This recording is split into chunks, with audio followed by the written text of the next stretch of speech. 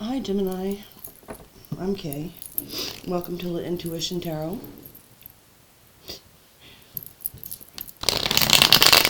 I just heard my cat, like, I don't know what he's doing, but he's been so quiet and peaceful while I was preparing for this reading, and now he's probably gonna start acting up while I'm busy and interrupt me. But you hear that? He's playing with one of those door stops that have the spring on it, so it's going like boing. Alright, anyway, so I'm still working out like exactly what I want to do with this channel, but I know for a fact that I want to include these readings because it just kind of came to me and I really feel like it's what I'm supposed to be doing. So I will just start integrating like other things though, or like, you know, making some changes, because there's just a lot I want to do with this channel. So I'd sure appreciate your support. If you're, you know, if it resonates with you, please give me a thumbs up, share, subscribe, leave a comment. So, I don't know, I put on the, like, thumbnail, I have one more shuffle here, that this is regarding the yin side, so, like, more of the shadow aspect, or feminine, regardless of gender. We both have a mix of, I'm sorry, that's what I meant to say, have a mixture of both masculine and feminine energies. So, you know, it's whatever strikes you as, you know, whatever calls to you. And I'll have one out for your yin and the yang, her twin flame unions, once a week. So, okay, Gemini. Well, you saw me shuffle the tarot. I've pre-shuffled these two decks up here of oracle cards. I'm going to select two from the Fallen Angels oracle deck.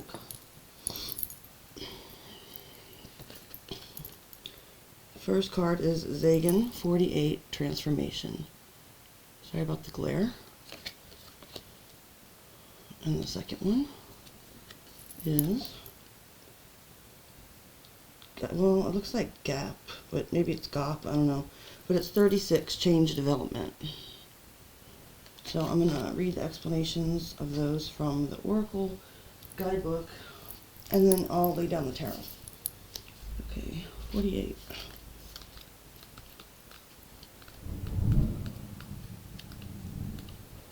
Oops.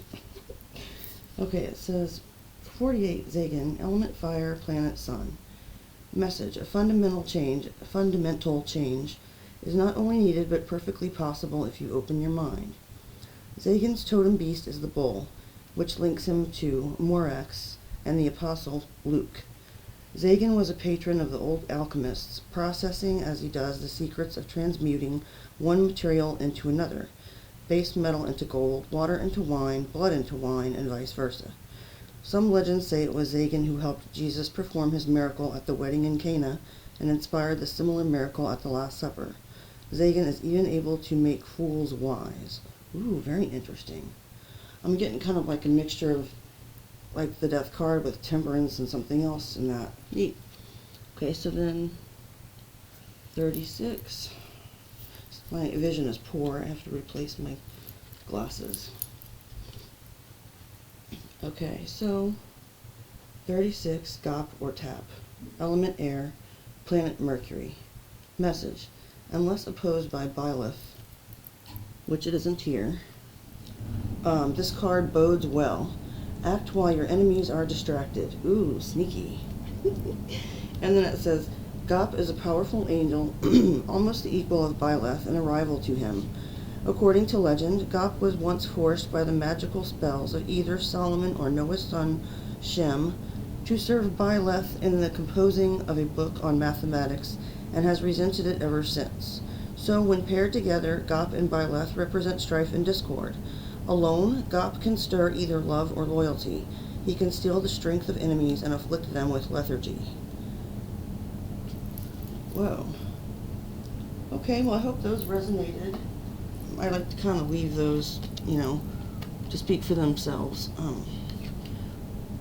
So I'll put those up here, and then I'll go ahead and lay out the tarot, and then after that, we'll just pull a couple Twin Flame Oracle cards at the end. Those are already pre-shuffled up here. I'm just a second here.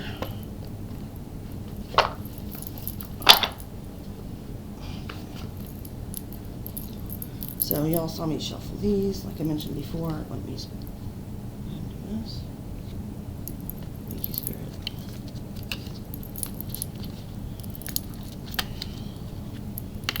Alright. I'm going to be using the term you for this reading. Keep in mind gender doesn't matter in tarot, and if you identify more as the flip side of this, you might want to watch the yang reading instead, which will come out in the morning. Alright, so, or reverse roles if necessary. You get my meaning. We've got the Ace of Spheres first.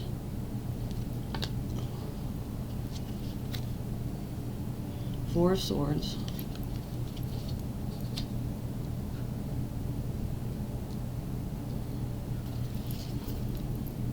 And the Four of Wands. 4-4.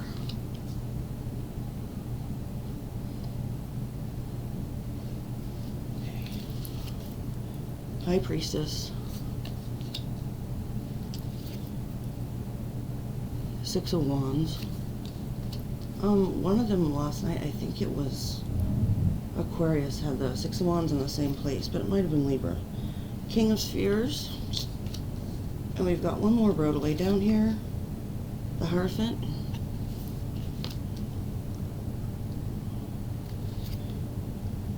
Three of Swords. And Page of Cups. The first thing that popped in my head, even though it's on the bottom row, and I never do this, is don't offer somebody a marriage as a way of apologizing because you won't think you'll get forgiven in any other way. That's the message I just channeled from Spirit. Signs involved for those who are interested or for whom this reading may be a confirmation include Taurus, Virgo, Capricorn, Libra, Aries, Cancer, Pisces, Major, Leo, Virgo, Taurus, possibly Capricorn again, then Taurus, Major, Virgo, and Cancer, Pisces, Scorpio. Okay. The last two cards are going to lay down. I don't know if they are either.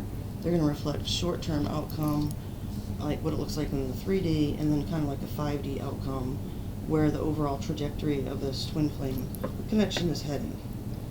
Alright.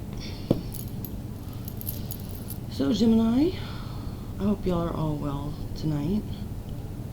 I have a Gemini moon and Mars, and so I dig your energy a lot. Like, I understand it, and it resonates with me sometimes. Having said that, I do separate my own energy for the sake of neutrality, for the sake of these readings. But let me go ahead and get to your thoughts. Right in the middle there, that Four of Swords is standing out to me like, look at him meditating. So, you've managed to calm your thoughts. You've done this by, okay, so I think you're practicing what is popularly known of as like the law of attraction. There's different ways of talking about manifestation, and one of them is the law of attraction, and I think that you've been maybe drawn to some kind of idea like that lately. Or something, you know, if that's very specific, but it's sort of like you started to realize while you were in a peaceful state, like this is your thought, so it's more of a mental process than a feeling. But you're thinking about the fact that there still do exist, like, beautiful opportunities there out for you, or, you know, they exist out there for you. I'm sorry, is what I'm trying to say. I got stuck in my head for a second. And also, that could lead to whatever your idea of the type of stability that you would be able to celebrate. It's like that. That would mean, you know, obviously different things to different people. So, whether that's marriage or moving in together, whatever commitment level you'd consider to be like a reason to celebrate. So you're thinking about the fact that you're still able to achieve that. Now, I am getting something from Spirit mentioning, and now the High Priestess is catching my eye, which I'll get to in a second, that that's not particularly about, I said that, you know, that row isn't really about emotions, but even the Five of Wands, yeah, a reason to celebrate, well, You know, you could do that at a divorce party and be full of bitterness. You could do it, you know, there's a lot of different, my point is, I'm not sensing a whole lot of, and this is great, this is a beautiful beginning. But I don't think I think that you're seeing that you have new opportunities and that they might lead to what you want and what makes you happy despite what you may have been going through in this twin flame connection. But there's not a lot of feeling attached to it. You know, you're not quite there yet, so you're still healing. The Four of Swords in the center, you know, but you're at least able to envision that now, and maybe you're doing that. Maybe you made a vision board for the new year, or like wrote down, excuse me, wrote down like some gold in a journal, something to that effect, to manifest. Well, in your feelings, my mouth is super dry now, and it's really annoying.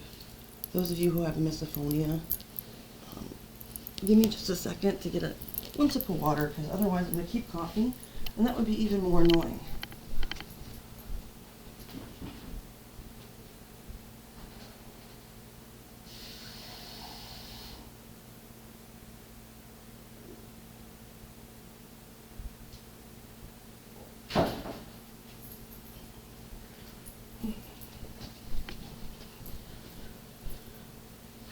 Sorry for the interruption, Gemini, I'm back. Unfortunately, either there isn't a way or I haven't figured it out to pause when recording video on this laptop, so I'd have to do a part 2, and I don't want to do that for this short of a reading, so, excuse me.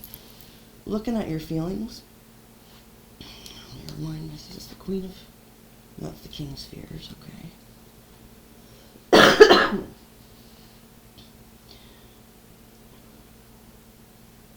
In your feelings, it's like intuitively you know that, you know, it's kind of a solitary card. That's not always the first thing that jumps out to me about the High Priestess, but she is known of as like the counterpart to the Hierophant in a way, but I always kind of think that she and the Hermit have a similar vibe, really. I mean, I know the differences, and, you know, the whole earth and water thing itself gives it a very different vibe. But my point is that they're both pretty much silent, and they both know things. And in this case, it's like emotionally you know that it could be a victory for you to not be focused on what you thought love was supposed to be, and instead, like, it's weird. I'm getting a feeling of you recognizing your value, which is a good thing, but there's a little twist to it. It's like there's a little bit of ego involved. And just keep in mind that I never take offense to anything I say. I don't see why you would, because you don't know me from Adam, and who cares what I think, right? But regardless of the fact that if you're still here, what I'm trying to say is, especially since this is a reading leaning more toward what can be considered the shadow side of the twin flame union, there's going to be things that pop up, and I'm going to just speak on them. There's absolutely no judgment involved. I do sense an element of ego here. That's just really standing out to me about the Six of Wands, that Leo energy. It is in the upright, so I don't think that you necessarily have, like, malignant intentions, you know. I don't think that you're really aiming to do anything bad. It's nothing like that. It's more of like hiding something from yourself, which of course can cause a lot of damage as well. But I see you being brave and kind of having, like, so it's not an ego based off of being an asshole. It's more of an ego based on, like, yeah, I've achieved a little bit so far, and I'm proud of myself, and I gotta keep going. So on the shit, like positive affirmation, almost kind of energy. But just be careful, because when you're trying to manifest, while it's good to look forward and actually feel inside the way you would feel if you achieved what you're envisioning, if you don't really believe it, you might actually be feeling, you know, anxiety or whatever when you try to manifest. And so it's easy, you know, it's good to go within, like with this High Priestess card. You realize that, you know, that maybe you should look at your intuition and understand that there's something missing here. Okay, that's what I'm feeling from you, Gemini. And then finally, the bottom row here, before we get to I shouldn't say finally, I guess I meant in the spread. Your intentions. I forgot what this card was, though. My bad. The Hierophant, Three of Swords, and Page of Cups. And that kind of comes in here. this is where the emotion lies in this.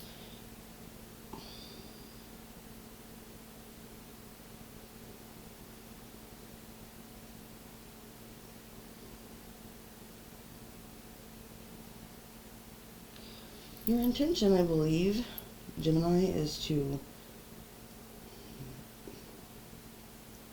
There's 3 of Swords in the middle. I'm still leaning between 2 different things, so give me just a second here. They could both be true for different people, I suppose. One thing I was thinking was that you might have an intention to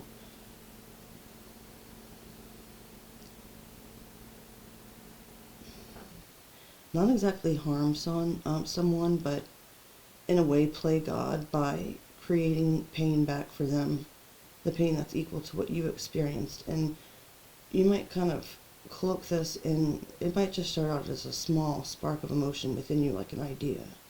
So it might not be this raging beast of like vengeful bitterness, but at the same time there's something in there that's just like, you know what I mean? It's like, I think that you were really hurt by this person, that's why you're still healing. So it's understandable if this is just, I don't know. I'm kind of rambling now. Because I kind of forgot where I was going with that. I know I was thinking of 2 different possibilities, but that one's standing out to me. Oh yeah, well if that's not the case at all, or if that's just so subconscious you're not picking up on it, like, it's like I started to say, it's not the whole vengeful thing. It's that part of you that's just like recognizing that, you know, there's this idea that somehow this might be able to, you know, you'll be able to teach someone a lesson with the Hierophant. Okay, well that kind of took a weird turn at the end. So looking at short-term outcome, the Star, that's beautiful.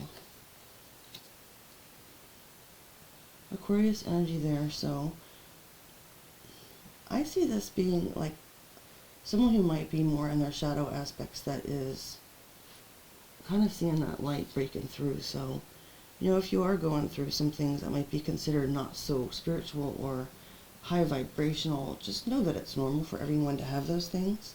Still, I don't care who you are or how spiritually developed you are. I just think it gets more and more rare, like the more enlightened you become. But I'm not even saying I'm speaking from experience, whether I am or not. It just seems like it makes rational sense to me. See, there's my Gemini moon. I'll shut up. Long-term outcome. 8 of Spheres. Virgo energy. I used to hate Pentacles in general, but especially the 8, 9, and 10, because I really felt like they challenged me in areas I wasn't capable of living up to.